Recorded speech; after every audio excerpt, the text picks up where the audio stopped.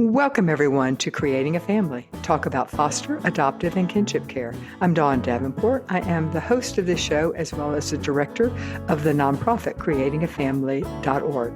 Today, we're going to be talking about adopting or fostering a child with Down syndrome. We'll be talking with Dr. Sara Williams. She is a developmental-behavioral pediatrician at Cincinnati's Children's Hospital Medical Center. She provides developmental evaluations and follow-up care for children with a variety of neurodevelopmental disabilities, including in the Thomas Center for Down Syndrome, which is within the Cincinnati Children's Division of Developmental and Behavioral Pediatrics. She is also the sister to 4 adopted siblings. So, Dr. Williams, welcome, and you have a connection to the world of adoption and foster care. Thanks for having me. I do. Adoption has been near and dear to my heart for a long time. All right, I'm going to just start by saying some of the basics that we need to get out of the way. And the first is that we really do try to follow the person-first language mantra, and we believe that because it is preferable to say that we have a child with Down syndrome, not a Downs, or I want to adopt a Down, or I've been asked to foster a Down. And it's important to remember that people with Down syndrome are more like us than different from us, and we want to be respectful of them as people. They're more than their diagnoses. As far as adopting a child with Down syndrome, you can do that domestically in a private infant adoption where the parents make a decision to place their child for adoption. Or you can adopt a child with Down syndrome from foster care where the child was either removed from the home or the parents relinquished to foster care. And you can also adopt a child internationally who has Down syndrome. There are many countries with children with Down syndrome waiting to be adopted. And if you are a foster parent and a child with Down syndrome comes into care, you may be approached about fostering this child.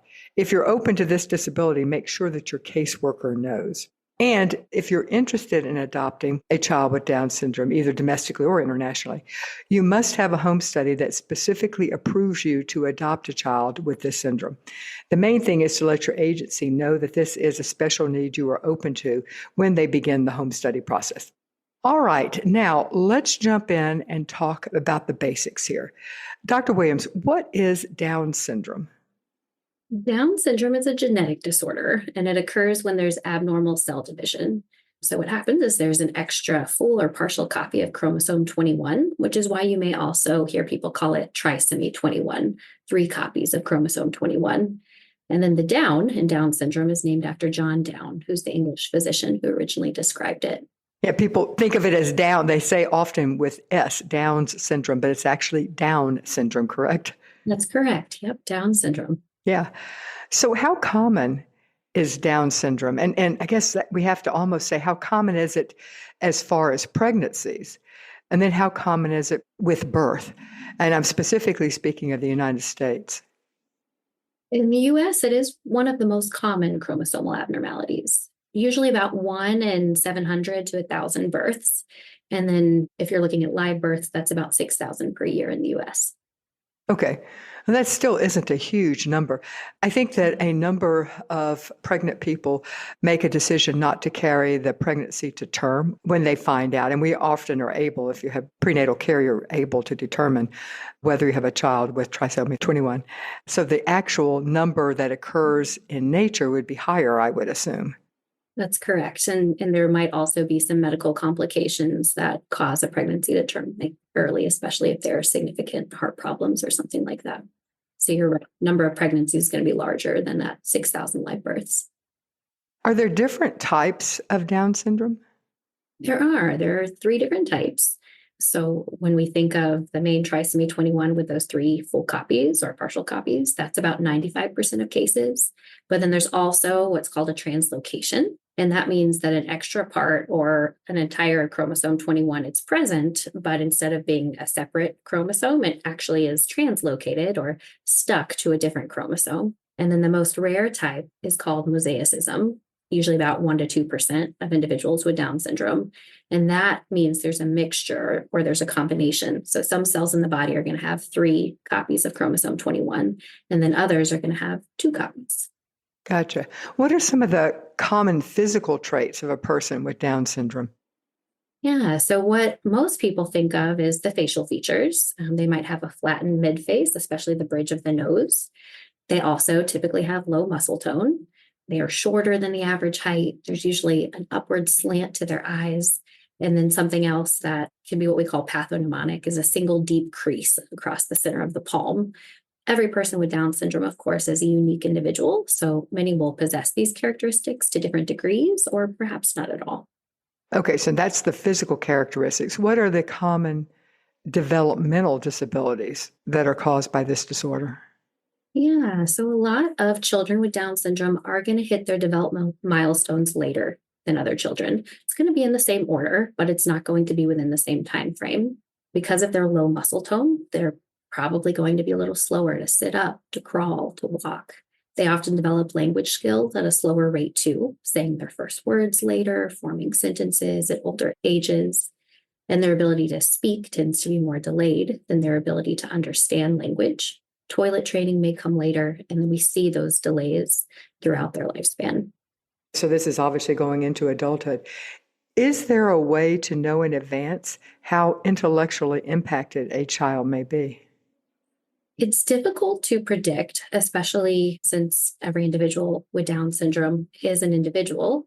We also don't routinely do IQ testing. So, in the general population, if we're trying to guess a child's skills, we might do an IQ test. And if we did that on someone with Down syndrome, it's going to give us a number, and that number would give us some information about an individual's abilities. But we find that kids with Down syndrome tend to be so much more than that estimated number, and they often prove the numbers wrong with all they're able to do and accomplish. So, what we try to focus on more is their developmental progress to make sure that we're getting therapy started and to make sure that they're always moving forward. So, do the symptoms differ depending on the type of Down syndrome the child has? I'm assuming this information is available when you're considering adopting or fostering a newborn or an infant. Would a parent who is in this consideration know which of the three types the child has? And does it matter? Does the type of Down syndrome the child have give you an indication of how impacted the child may be? Most of the time, it's not going to make a huge difference because, like we talked about, almost 99% of individuals with Down syndrome are going to have either that main trisomy type or the translocation. It's really just those with mosaic Down syndrome that might have fewer features because they have less copies of chromosome 21. That probably is information that would be available to someone interested in foster care or adoption. And if that information is not available, genetic testing is pretty widespread to get that information to them. Yeah, with international adoption, I am not sure that information would be available. I think it probably really depends on the country. Did you know that we, in addition to this podcast, which is an hour long, we also have a short podcast that drops on the weekend called Weekend Wisdom. It's usually about 5 minutes, maybe 8 minutes max, where we answer a question that our audience submits to us. So please send us your questions. We really want to receive them. It makes it a whole lot more fun for us to be answering your questions rather than coming up with things we think you want to know. You can send your questions to info@creatingafamily.org, or there is a link in the show notes here that you can click to also send us your questions. So now back to the interview. You've talked about some of the physical characteristics and the developmental and intellectual impairments or potential impairments that we would see. What about emotional? Are there any particular emotional components that people with the syndrome might express? There can be. So there's a misconception that individuals with Down syndrome are always going to be happy, but they Yeah. experience a wide range of emotions, just like all of us, good and bad. And like all children, they can exhibit challenging behaviors. There's a wide range of severity with that. But many individuals with Down syndrome are going to face some major mental health concerns at some point during their lifetime. The most common are anxiety, obsessive compulsive disorder, some oppositional behaviors, depression. And then in my field, we're finding that autism is more common as well. So autism, and do we know why autism would be more common? That's a great question. There's so much to learn about what causes autism in general, so I don't have a perfect answer to that yet. We do know that a lot of autism is linked to some genetic factors, And there does seem to be something about this chromosomal change that increases the likelihood of autism possibly co-occurring with the Down syndrome. Is it harder to diagnose mental health issues and or autism with somebody with this disorder? Are there confusing things that would make it harder for you to, or just even the testing might be harder? Absolutely. It does get much more tricky because there are some delays that we expect, some difficulties with language and communication, some difficulties with what they're able to understand that make the testing more difficult and really muddy the water as you're trying to sort out what is Down syndrome, what could arise to the level of an actual diagnosis. And I would say, particularly with autism, because a lot of individuals with intellectual disability do some repetitive things, have some language delays, and we expect their social skills to be somewhat delayed. So, trying to tease out what is more delayed than expected, what is more repetitive than expected, can be challenging and definitely difficult for the primary care provider or the pediatrician. So, we definitely encourage families to look for more help when they need it.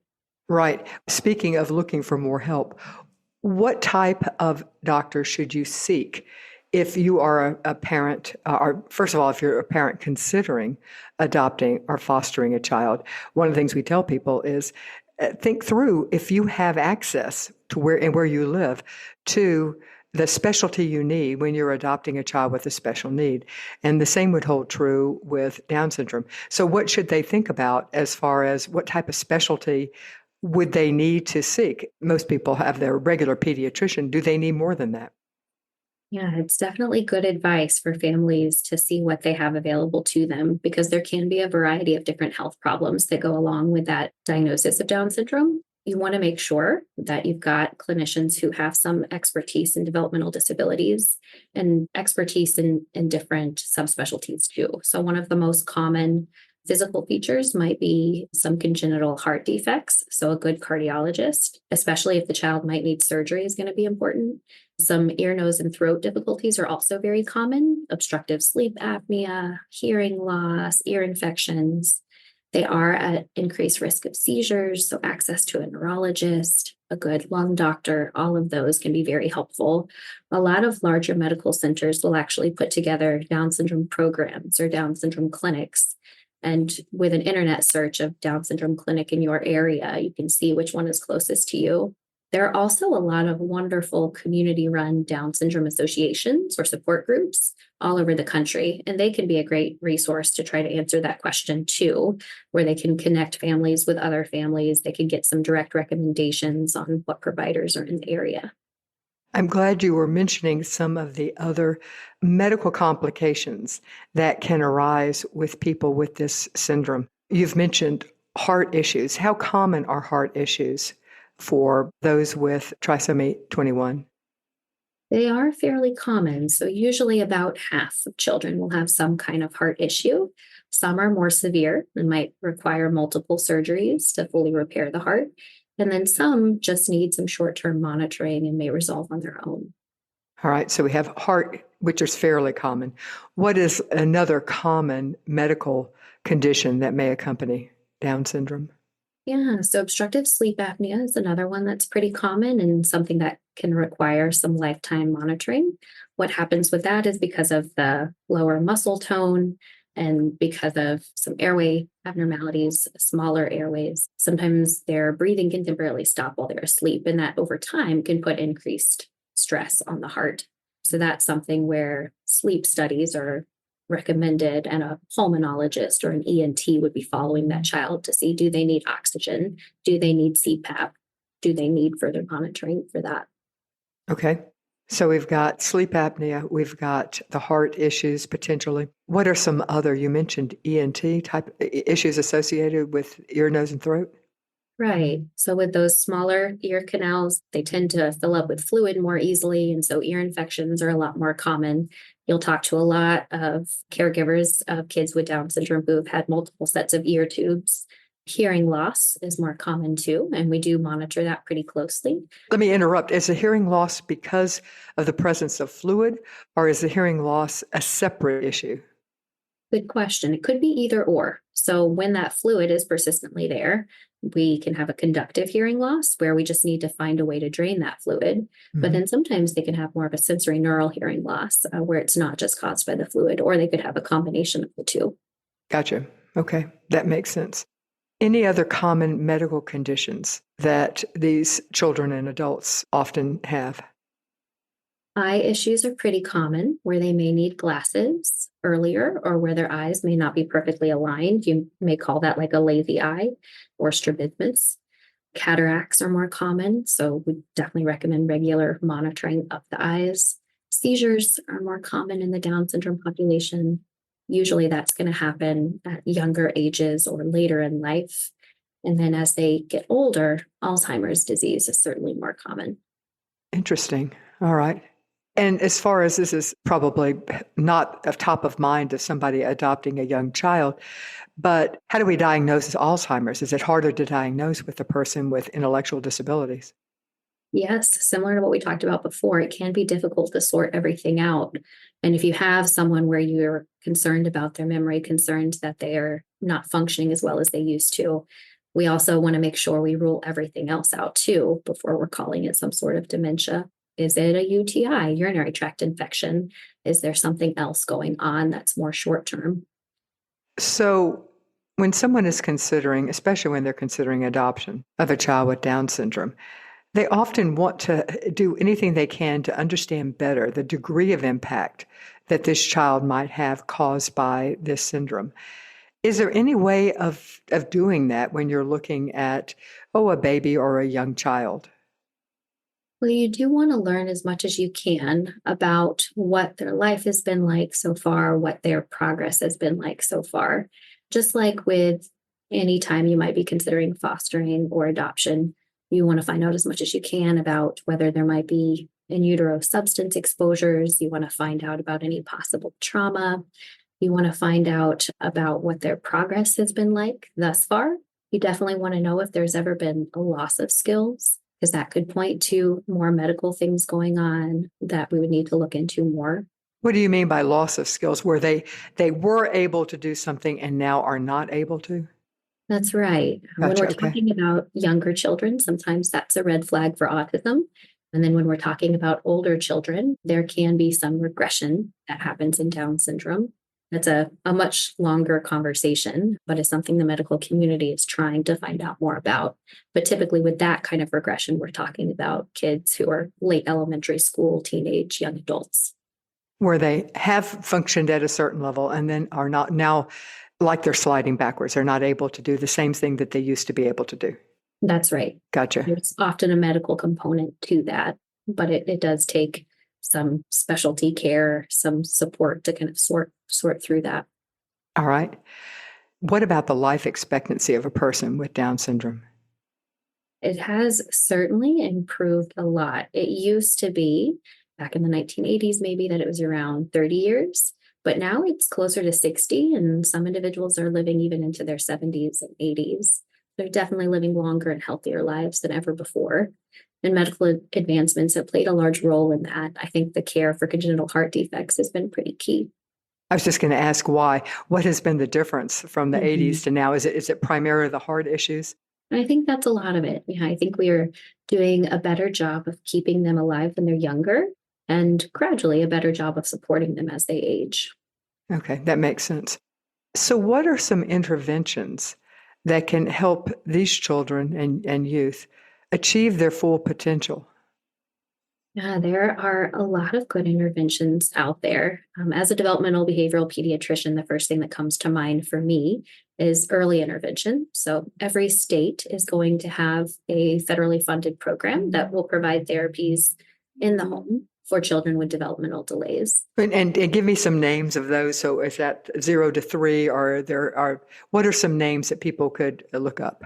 Every state has a different name for it, but Well, 0 to of course. 3, birth to 3, help me grow, first steps.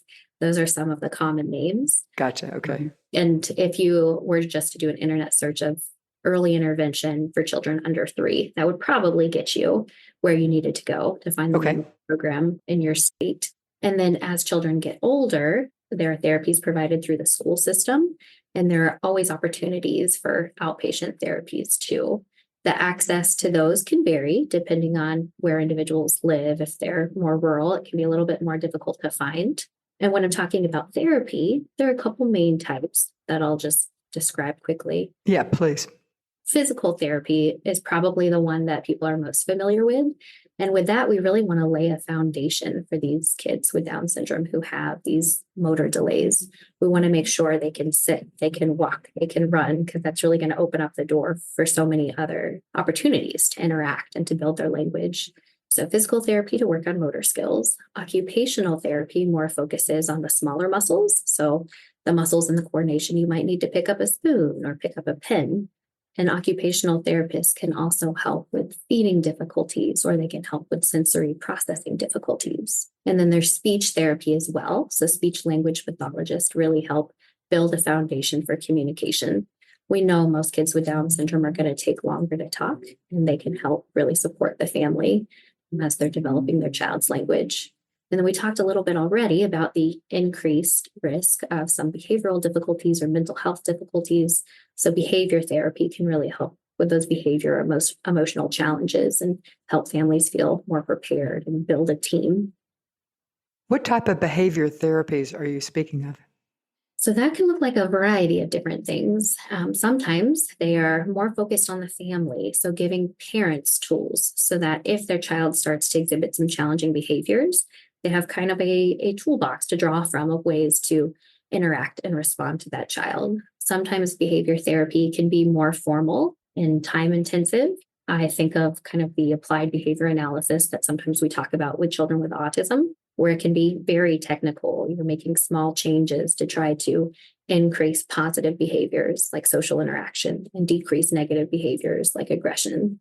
But for most families, it's going to be kind of a family-focused program where a psychologist or a clinical social worker is helping them know how to manage that child's difficult behaviors. And with these interventions, how effective are they at helping children and families? They really do help. We know that the earlier we start interventions and supports, usually the more progress that kids make.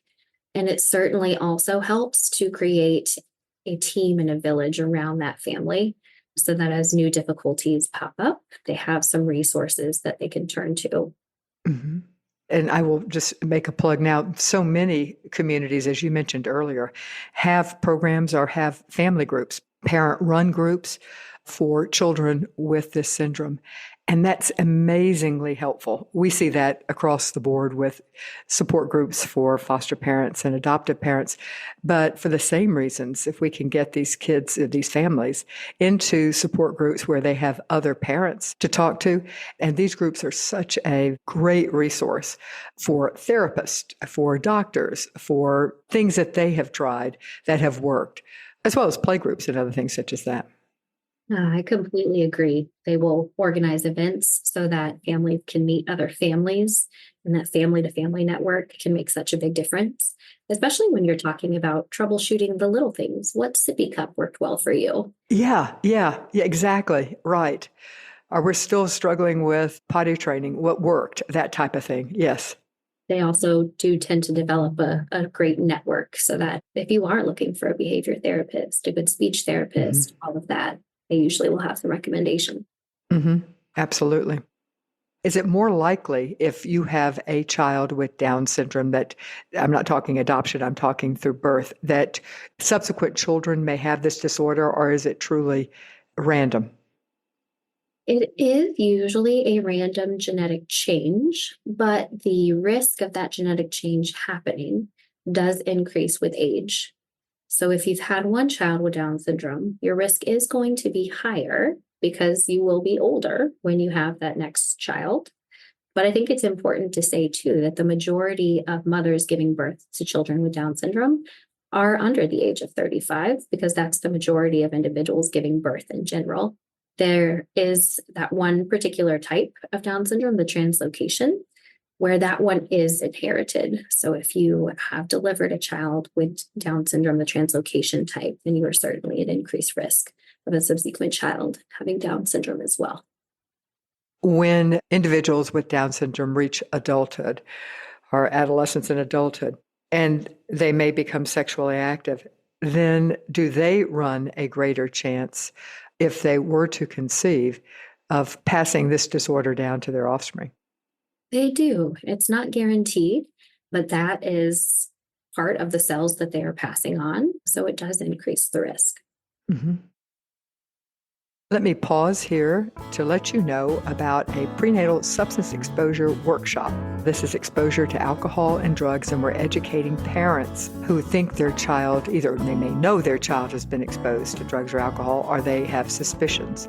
The workshop is terrific. It's 4.5 hours. It is over 3 different sessions. It's very practical, very geared towards giving you techniques broken out by age of the child and the behavior that you're experiencing. You could get more information at bit.ly/prenatal-exposure-training. That's bit.ly/prenatal-exposure-training. All right, when we were talking about interventions, that raises the issue of the school system. How do these kids fit within the school system? Public schools, are they required to serve kids with Down syndrome? They are. They're required to serve any child and to try to make education accessible to all. What that typically will look like is when a family first interfaces with the school system, they'll ask for an evaluation. They'll ask for the school to kind of assess that child's needs, at their strengths, their challenges, so that they can match them with the appropriate supports. Most individuals with Down syndrome are going to qualify for things like speech therapy, physical therapy, occupational therapy through the school system. I think what can be more variable, especially depending on location and their resources, is if the child ends up being primarily in the general classroom with other neurotypical kids, or if they are in a smaller classroom that's designed for kids with developmental disabilities. There can be a lot of variability there. And I talk to lots of families who have different preferences. I think the most important thing is that the child feels supported and that they're making progress. And I do want them to have some access to neurotypical peers, because I think there is so much that they have to teach the rest of us. I think there's also things that they benefit from learning just by watching their general peers. Is it common now for these kids, or actually any child with a developmental disability, to be mainstreamed in the general classroom? Or does that depend upon how impacted the child is, what their symptoms are? It usually does really depend on their symptoms and the supports that they need. What I see most often is a combination of some classes in the general classroom, maybe things more like PE or art or music, specials, lunchtime, recess. And then for their academic subjects, being taken into small groups or taken into a separate classroom for things like reading and math instruction. Sometimes they might have an aide, someone who either works with them one-on-one or an aide that works with them and other kids in the classroom if they need more support, if they need closer monitoring. That can be very variable too. Every support that we're talking about does cost money for the school system. So there are Right. definitely some that really want to support kids well, but are struggling financially to provide everything they'd like to. But these supports are federally mandated. So if a child qualifies for supports, they do need to be provided to the best of the school's ability. And parents need to know that going in, that it is federally mandated that the schools have to support kids with Down syndrome. I have heard on a number of occasions where a child has significant behavioral issues, and the school then is able to say that they can't help the child because the child has too many issues, behavioral issues. What could parents do if they face that? That's a tough one because that can come from a variety of different places. Sometimes parents are being told that by a school that is just inexperienced with children with Down syndrome or children with delays of any type. Mm-hmm. And so the parent should feel empowered to kind of ask for more information before that child is sent to a different school. And what I mean by more information is they can ask for something called an FBA, a functional behavioral assessment, where the school gets a qualified professional to observe that child so that they can see, okay, what are the triggers for the difficult behaviors that we're talking about? Can we change the environment? Can we change how we respond to the child to decrease these behaviors? That's what I typically ask parents to talk to the school about when behavioral problems are starting to become more of a problem. And parents will often try to partner too with their medical providers, whether it's a primary care provider or a developmental behavioral pediatrician like me or a psychiatrist. Because if the child's behavioral problems are rooted in something like ADHD or anxiety or autism, just changing the environment and the response might not be enough. They may need different therapies. They may need help from medication to make them successful. And then sometimes that public school environment may not be the right environment. Sometimes kids do need more support, more in-school therapy than a public school might be able to provide. And so there are different processes in every district to assess, do they need a different school setting? And then the public school pays for the different setting? That's right. I'm assuming we're talking some type of private school.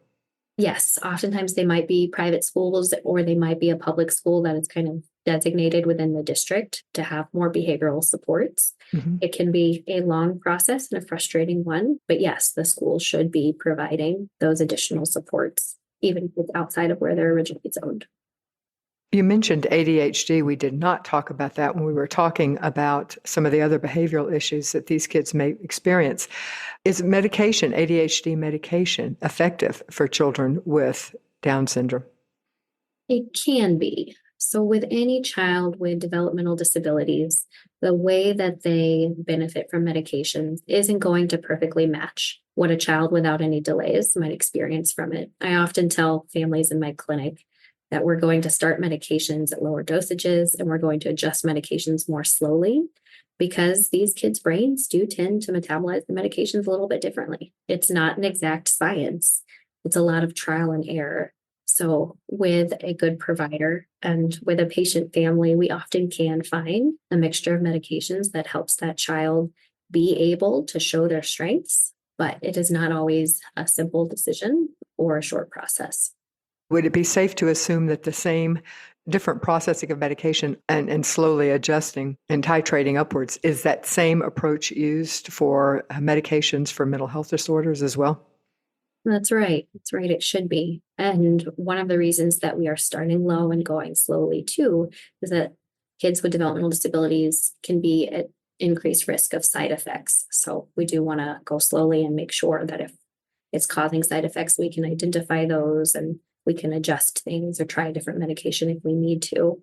But in general, yes, we do want to be extra careful and extra thoughtful. And also, we need to sort out where are these behaviors coming from. So just like we talked about in FBA in the school setting, we also want to have conversations with families to figure out, is this behavior happening in all settings? Are there medical components to it? Like, let's say a child has an ear infection. Yes, they're going to be irritable. They're going to throw more tantrums. So we want to rule out medical things too before we walk down the pathway of giving them a different mental health diagnosis. And I suspect that what this requires is patience, both from finding a medical professional who will work with you, because people with developmental disabilities are often not able to tell us about the side effect or tell us that they've got an earache and that, so it takes patience both from the parent and the medical professionals because we can't always identify the side effects or alternative causes of the behaviors we may be seeing. That's right. It takes a lot of patience, a lot of careful detective work, a lot of trying to think about what their baseline is and compare these behaviors to it and try to look at what time of day are these happening? In what setting is this happening? If we respond this way, does it get better? Does it get worse? Yeah, it is. I talk with families all the time and I try to warn them before we start any medications. This could be slow. This will be trial and error. I'm here to support you. We're going to do our best. And if a medication's not the right fit, or if you don't like what you're seeing, then we stop it and we try something else or we take a break. So even if in your immediate area, there's not someone who is well versed in medication management and Down syndrome, that can be difficult to find. But even a good primary care provider who is open to learning and who is willing to reach out to other providers. There are some great provider networks for clinicians who take care of children and adults with Down syndrome. So even if they don't have immediate expertise, if they're willing to learn, then I think that's still going to be a good fit. Therapies for mental health issues have got to be more complicated with children with Down syndrome because many of the therapies, anything involving talk therapy, it seemed to me would be more complicated.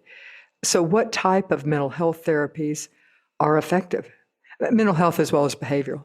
hmm Yeah, it's a complicated question with a complicated answer because it can often depend on exactly what we're treating, and it can also depend on where you live and what you have access to. Right. Even in urban areas with a lot of resources, getting good behavioral and mental health therapy is an area where we're struggling across the country. Is that regardless of whether we're talking Down syndrome, or you just mean in general, or do you mean In general, specifically? In general, yeah, good point. whether you have a developmental delay or not, it can be difficult to access it, difficult to get it well covered by insurance, difficult to work Ugh, out the yes. logistics of transportation and time off work. The difficulties are complicated. In general, you're correct too that some of those more talk-based therapies aren't going to be quite as effective. Communicating verbally can be more difficult for these patients. So when we're talking about behaviors specifically, if there's a therapy setting where they can be a little bit more analytical about what we call the A, B's, and C's, A being the antecedent or the environment where the behavior is happening, B being the behavior itself, and then C being the consequence or how we react to that behavior. If they can help a family analyze those things and then respond appropriately or change the setting the behaviors are happening in, that can be very helpful. Talked a little bit about wanting to know the trauma history for your child. Yeah. We want to make sure that places are offering trauma informed care, but we also want to make sure that the type of therapy fits the need. So play therapy may not be as great a resource for these kids. They may not really understand what's happened in the past and the goal of that type of therapy. So again, giving parents more concrete advice, looking at specific behaviors, trying specific things to make those behaviors better is more what I would aim to find. It sounds like, generalizing what you're saying, many of the therapies focus on helping the family structure an environment that helps these kids address their mental health or their behavioral issues. That we have to focus on the whole picture. We can't rely exclusively on, but I would say that's the case with a lot of therapy that, especially when we're talking about, well, not just children, but we have more impact, or we think we do anyway, that we have to look at the totality of the picture. Any child is not functioning in a vacuum, and their behaviors are not in a vacuum. And if I like that, the ABCs, if we look towards those, a lot of our behavioral issues can be resolved. This is irrespective of whether a child has developmental disabilities. Yeah, Right. absolutely. And you want to think what if you're looking at that big picture with kids with delays, you're also trying to factor in, are the delays causing some of the behaviors? Is that child very frustrated because they wanted a specific type of cereal and they can't quite communicate to you what it is that they were hoping for? Mm-hmm. Are the communication delays causing increased frustration? Do they have a way to express what they want and what they need? Sometimes their parents are very fluent in their own personal language with the child, but then we put them in a different setting like the school, and the school doesn't know what that sign approximation means or what that word approximation means. So you're absolutely right that there is a big picture we need to look at. How are the delays factoring in? How is the environment factoring in? Are there kind of psychosocial factors that are making things more difficult for this child? There is so much that goes into it. Many of the children that our audience would be considering adopting or fostering, in addition to having Down syndrome, have also experienced some level of trauma. How does trauma impact a person with Down syndrome? That's almost too general of a question, I realize. Trauma can affect everyone in different ways, but what I'm getting at is a person with developmental disabilities, the way they process trauma, is it different? Are the symptoms of the trauma different? I would say there's going to be some ways where they are very similar to the general population, and then in some ways where they're going to be different because of some of those communication difficulties and foundational delays, how children interact in an interpersonal way can certainly be affected by trauma and can also be affected by developmental delays. I think in terms of difficulties with attachment or attaching too easily, some of that is going to be similar to what you might see in other populations, but how that manifests on a day-to-day basis might look differently because of their delays. Is attachment and the development of trust impacted with these kids? And I think it certainly is. I think similar to any other children, it is going to be more difficult if there's a history of trauma. I think just like with any other children, if you find the right supports and if you're working as a community, I think they can still make progress and their outlook can still be very positive. But that's certainly something that you want to have the right supports to work through, because trying to put the burden of sorting out the medical complexity, the behavioral and mental health complexities, how trauma might affect them, that would be a lot for just one parent. So would want to make sure that they've got a network, that they have a community to support them through it all. Yes, because some of these children have had multiple placements. And by the time they get to you, we would assume that all children who have had a disrupted stability in their earlier life are going to struggle with attachment. And from what, if I understand you, we would think the same. We would assume that a child with Down syndrome would also, that wouldn't necessarily be different, although the way they express it or their ability to express it might be different. Mm-hmm.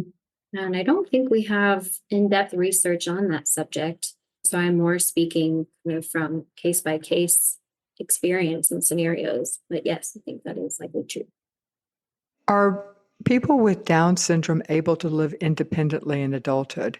And maybe we need to talk percentages here because, as we've discussed, there's a wide range of how this disorder expresses itself in different people. They absolutely can. The vast majority don't live completely independently, although it certainly depends on the degree of intellectual disability that they have. Because when we're talking about intellectual disability, that refers to some difficulties cognitively with what you can understand and problem solve, but also some day-to-day difficulties with things like self-care, communication, understanding the rules of society. So when you have difficulties in both of those areas, it does often mean you're going to need more support to live independently. I think special education programs are getting better and better over time. I think there are more and more community programs that are kind of aimed at helping these individuals become more independent. So there are more people graduating from high school, even attending college, getting jobs than there ever were before. There are certainly many, many, many places where we need to continue to work on this across the board, but it is quite possible for them to live independently or in community-based homes, supported living arrangements. It takes careful planning over time. It takes making sure that individual is building the skills that they would need to live independently in a successful way over time. Mm-hmm. And having a supportive environment in place to provide backstop and check-ins on a regular basis. Absolutely. So what makes a difference in the prognosis for these kids? I think it very much helps if we can start providing supports early, the importance of early intervention, like we've mentioned. I think the family being well prepared with their expectations, with their knowledge. They don't have to be an expert in Down syndrome. There are experts out there to help them fill in those gaps. But I do want them to be informed and to be connected with a good medical home. But more than anything, a stable, loving environment is going to make such a big difference. Yes. So why should someone consider adopting or fostering a child with Down syndrome? We've talked about a lot of the issues that can arise. So why should this be something that someone would consider? There's so much I could say in response to that question. I think what really comes to the top of my mind is the individual stories and the individual people. I mentioned that kids with Down syndrome often, you might think they're not capable of something and they prove you wrong over and over again. There are certainly challenges to fostering or adopting a child with Down syndrome, just like there are challenges with any child. And like I've said, it takes a community. But I think the why is in their smiles, their amazing resiliency, their ability to self-advocate for themselves and for the larger Down syndrome community. I think if you talk to individual families and if you talk to individuals with Down syndrome, you clearly see how these kids and these adults change their families and change their communities for the better. Mm-hmm. Well, Dr. Sara Williams, thank you so much for being with us today to talk about adopting or fostering a child with Down syndrome. I truly appreciate your expertise and your compassion for these kids and these families. Thanks so much for having me. And before you go, let me thank the Jockey Being Family Foundation. They have been a long-term supporter of our organization in general, but specifically of this podcast. And it's through their support that we can provide you with our Jockey Being Family Post-Adoption Education Center. These are free courses geared towards those who are actively parenting. If you're a foster parent, you can use them for CE. But even if you aren't a foster parent, they're just good courses for improving your parenting. You can find them at bit.ly/JBF support. That's bit.ly/JBF support.